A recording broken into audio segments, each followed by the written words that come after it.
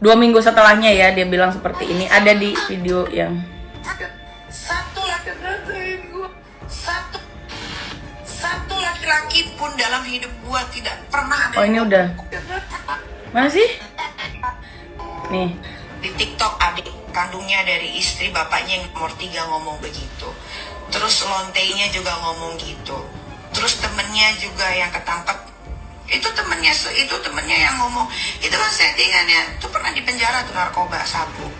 Gak mungkin mereka duluan, bukan gue. Kalian jangan dikit-dikit tuh menyalahkan gue. Jadi yang dia sebut apalah gitu ya. Tok adik kandungnya dari istri bapaknya yang nomor 3 ngomong begitu. Dari istri bapaknya yang nomor 3. Seperti biasa, dia selalu mengusik atau mengangkat urusan pribadi sampai keluarga-keluarganya orang ya. Sampai whatever tentang bapaknya si RI menikah berapa kali, kita tidak peduli dengan itu karena kita tahu sendiri bahwasannya ada banyak orang yang menikah berkali-kali, termasuk Nikita Mirzani yang menikah berkali-kali ya. Dia katakan kan itu adiknya RI yang nomor 3 yang dari adik kandung RI dari istri yang ketiga dari bapaknya lah, whatever. Lalu dia seolah-olah mengemas itu seperti kayak dia nggak menjelek-jelekin.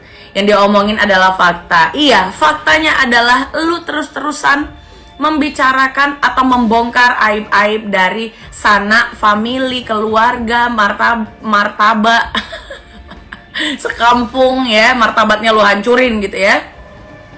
Lalu dia sebut juga sama perempuan yang di tengah yang dia katakan LC. Kalian masih ingat ya videonya pasti ya, yang bertiga lagi minum wine. Lalu dia bilang begini kan, goblok.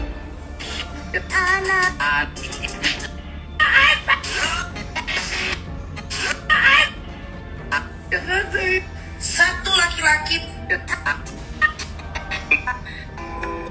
di TikTok adik kandungnya dari istri bapaknya yang nomor 3 ngomong begitu. Ini yang pegang wine. Lonteinya juga ngomong gitu. Terus Lonnya ngomong begitu. Itu perempuan yang di tengah yang dia katakan LC. Lalu ya laki-laki yang dia katakan itu, yang laki-laki yang ngomong dia kan settingan ya Chin gitu kan. Kurang lebih videonya seperti itu.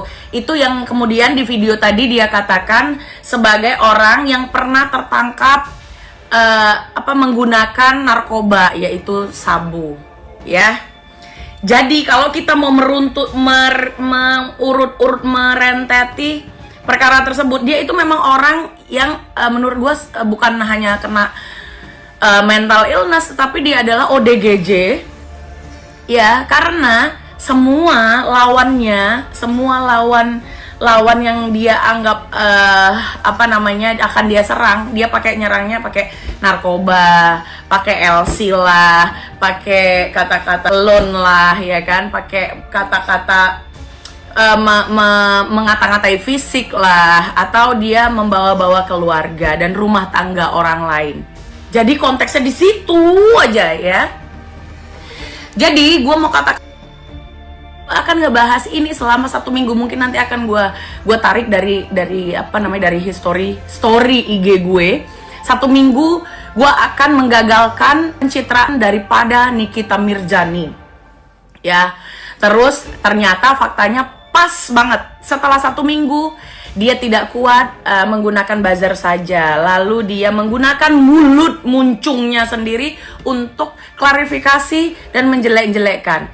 Karena apa? Karena dia walaupun sudah pakai buzzer atau meminta tolong kepada orang seperti yang sudah-sudah, dia tidak akan mau buzzernya itu lebih terkenal dibanding dia, sehingga dia juga mengambil kesempatan tersebut untuk berbicara. Itulah kenapa gua yakin dan sangat paham kalau setelah 1 minggu itu pasti pencitraan dia gagal, karena gue mempelajarinya. Begitu ya. Kenapa dibilang pencitraan? Di video yang belum bisa gue sertakan karena gue tidak download ya, di salah satu statement dia mengatakan, orang bilang gue kalem begini karena RI. Padahal di 2022 aja gue udah kalem begini katanya. Kalem dari mana? Coba dilihat video-video dia di tahun 2022 dan di tahun-tahun yang kemarin setelah dia 6 bulan pacaran. Bahkan dia masih mengeluarkan statement yang menyatakan seperti ini 2 minggu sebelum terjadinya abuse. Aku mau bilang terima kasih banyak sudah hadir di hidup aku kurang lebih 6 bulan ini. Terima kasih sudah mengenalkan keluarganya yang begitu hangat. Terima kasih sudah membentuk aku menjadi seperti sekarang. Terima kasih sudah menyayangi aku sepenuh hati. Terima kasih sudah menyayangi anak-anak aku juga yang aku. Apakah menurut kalian dia adalah orang? Berarti kan kalau misalnya dia 6 bulan pacaran, nggak tahu diakui atau tidak ya, di 6 bulan pacaran, 2 minggu sebelum abuse itu berarti ada 5 bulan 2 minggu, 5 bulan 14 hari dia masih mengeluarkan statement seperti tadi. Terima kasih telah menginikan saya, mengitukan saya dengan keluarga yang hangat. Apakah ada tanda-tanda kekerasan dan abuse dan ketertekanan batin ketika dia mengeluarkan statement tersebut? Ayo silahkan kalian. Aku mau bilang terima kasih banyak sudah hadir di hidup aku kurang lebih 6 bulan ini. Terima kasih sudah mengenalkan keluarganya yang begitu hangat. Terima kasih sudah membentuk aku menjadi seperti sekarang. Terima kasih telah membentuk saya menjadi seperti sekarang. Artinya secara tidak langsung dia menyatakan bahwasannya dirinya adalah orang yang sangat pantas diubah dan dididik. Seperti itu ya. Ini analisa logika orang awam ya, dari seorang Tengku Zanzabela. Analisanya seperti itu. Kesimpulannya adalah seperti itu. Ketika dia mengeluarkan statement terima kasih telah merubah saya menjadi yang lebih baik lagi. Artinya setelah nggak sama Rizky, sebelum bersama atau setelah yang sekarang dia tidak baik.